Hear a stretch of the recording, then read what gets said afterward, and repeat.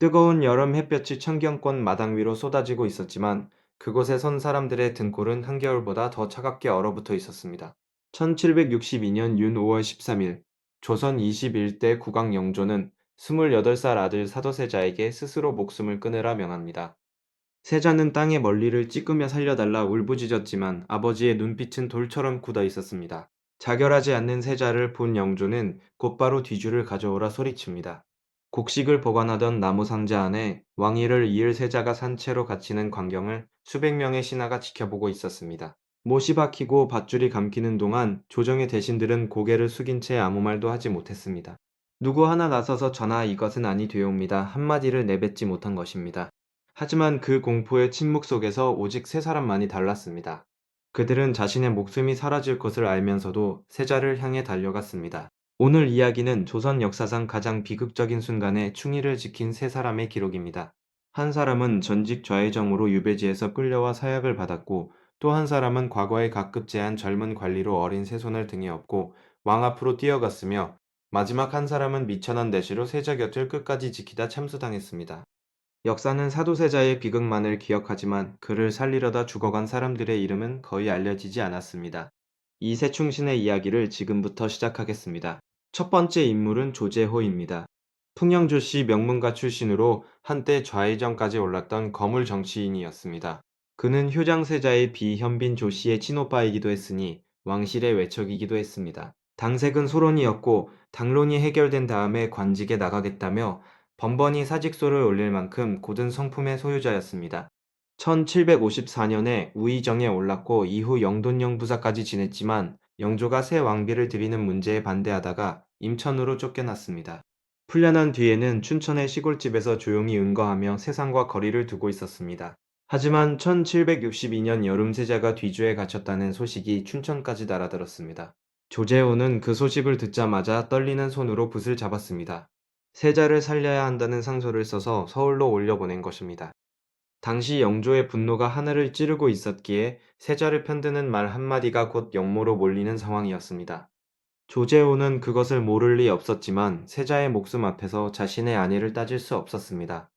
상소의 내용이 알려지자 노론 대신들은 즉각 반격에 나섭니다. 조재호가 세자와 공모하여 무언가를 꾸몄다는 혐의를 씌운 것입니다. 사실 사도세자는 노론에게 감시당하며 절박한 처지에 몰렸을 때 조재호에게 비밀리에 도움을 청한 적이 있었습니다. 노론은 바로 그 사실을 꺼내들며 역모의 증거라 주장했습니다. 영조는 경로했고 조재호는 서울로 압송되어 종성으로 유배됩니다.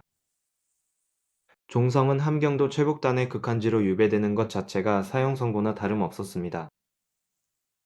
하지만 노론은 거기서 멈추지 않았습니다. 유배만으로는 부족하다며 끈질기게 사형을 주청했고 결국 영조는 사사명령을 내립니다. 사사란 사약을 내려 죽이는 것을 말합니다. 61살의 조재호는 종성 유배지에서 사약 그릇을 받아들었습니다. 세자를 구하려다 영모범의 누명을 쓴 채 쓸쓸히 세상을 떠난 것입니다. 13년 뒤인 1775년 정조가 즉위를 준비하는 과정에서 조재호의 억울함이 비로소 풀어집니다. 정조는 아버지 사도세자를 살리려다 죽어간 조재호의 충성을 잊지 않았던 것입니다. 두 번째 인물은 임덕재입니다. 이 사람의 이야기는 더욱 극적입니다. 1722년에 태어난 임덕재는 평택 임시 가문의 상비로 1761년에 과거에 급제하여 예문관 검열에 임명된 신참관리였습니다. 과거에 붙은 지 불과 1년도 되지 않은 시점에 이모와 면이 터진 것입니다. 영조가 창덕관으로 나와 세자를 죽이겠다고 선언하자 조정의 원로 대신들은 모두 고개를 숙이고 침묵했습니다. 영의정도 좌의정도 아무런 말을 꺼내지 못하는 그 순간 갓 관직에 오른 젊은 임덕재가 앞으로 나섭니다. 그는 세자를 죽여서는 안 된다고 정면으로 역설했습니다. 그리고 더 놀라운 행동을 합니다. 내전으로 달려들어가 당시 11살이던 세손 즉 훗날의 정조를 등에 업고 뛰어나온 것입니다. 할아버지 앞에 어린 세손을 데려와 아버지의 잘못을 대신 빌게 한 것이니 이것은 목숨을 건 도박이었습니다. 왕의 허락 없이 내전에 들어가 세손을 데려온다는 것은 그 자체로 대역죄에 해당할 수 있었기 때문입니다. 하지만 임덕재의 처절한 호소에도 영조의 마음은 돌아서지 않았습니다. 귀주의 못이 박히고 세자가 갇힌 뒤 영조는 세자 시강원의 모든 관리를 쫓아내라 명합니다. 세자를 가르치던 스승들과 측근들이 모두 군에서 밀려나는 가운데 임덕재 혼자만 동권 되편에 엎드려 세자를 지키며 떠나지 않았습니다. 그리고 동료인 윤숙과 함께 영의정 신만과 좌의정 홍봉환을 향해 울부짖으며 당신들은 왜 세자를 구하지 않느냐고 호통을 쳤습니다. 신하된 자가 이 참극을 보고도 입을 다물고 있는 것이 도리냐며 대신들의 비겁함을 낱낱이 꾸짖은 것입니다. 이튿날 이 사실이 영조에게 보고됩니다. 신만과 홍봉환이 직접 고자질한 것입니다. 영조는 임덕재를 유배 보냈고 그는 별군직이라는 한직으로 밀려났다가 함평현감으로 재직하던 중 병으로 세상을 떠납니다. 마흔이 채 되지 않은 나이였습니다. 하지만 정조는 이 젊은 충신을 잊지 않았습니다. 1774년 좌승지로 추증하고 1777년에는 대사원으로 다시 1783년에는 예조판서로 거듭 추증하며 그의 충절에 보답합니다. 시우는 충원이라 하였으니 충성스럽고 어짓다는 뜻입니다. 세 번째 인물은 내시 박필수입니다. 앞에 두 사람과 달리 그는 양반도 아니고 관료도 아닌 미천한 한계리였습니다. 하지만 그의 최후는 세 사람 가운데 가장 처참합니다. 박필수는 사도세자를 가장 가까이에서 모시던 내시였습니다. 세자의 일상을 돌보고 세자의 희로애락을 곁에서 함께한 사람이었습니다. 사도세자가 정신적으로 고통받을 때도 평양으로 외유를 떠날 때도 박필수는 항상 그 옆에 있었습니다.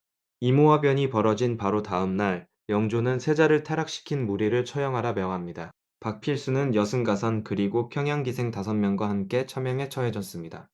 참형이란 목을 베는 형벌입니다. 박필수에게는 재판다운 재판도 없었습니다. 세자를 곁에서 모셨다는 이유 하나만으로 칼날 아래 목숨을 잃은 것입니다.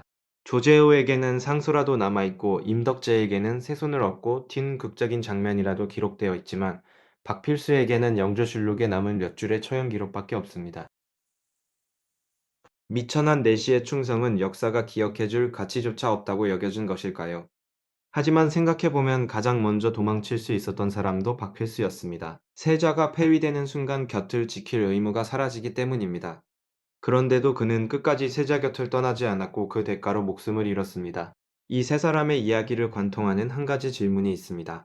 왜 수백 명의 신하 가운데 이 세 사람만 움직였을까요? 당시 조선의 조정은 노론이 장악하고 있었고 영조의 분노는 감히 거스를 수 없는 것이었습니다. 세자를 편들었다가는 역모로 몰려 성적이 뭐라는 세상이었습니다. 대부분의 신하는 침묵이 생존이고 외면이 처세라는 현실 앞에서 입을 닫았습니다. 하지만 조재호는 이미 은퇴한 몸으로 편안한 노년을 보낼 수 있었음에도 상소를 올렸습니다. 임덕재는 이제 막 관직 생활을 시작한 전도유망한 젊은이였는데도 앞으로 나섰습니다. 박필수는 조용히 사라지면 살 수 있었는데도 세자 곁에 남았습니다. 2026년을 사는 우리에게도 이 질문은 유효합니다.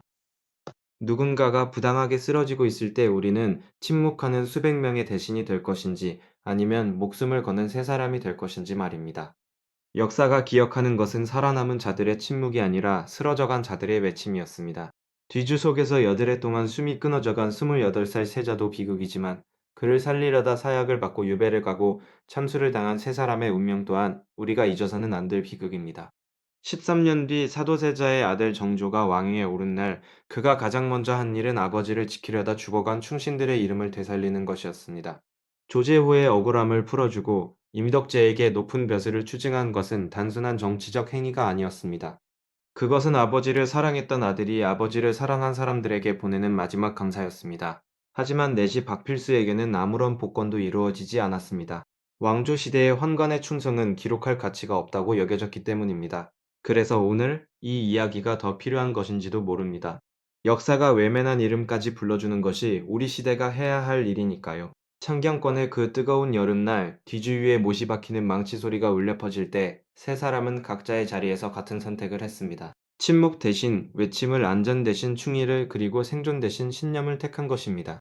260여 년이 흐른 지금 그 선택의 무게는 오히려 더 묵직하게 다가옵니다. 오늘 영상이 도움이 되셨다면 구독과 좋아요를 눌러주시고 조선 역사 속 숨겨진 인물들의 이야기를 더 듣고 싶으시다면 알림 설정까지 부탁드립니다.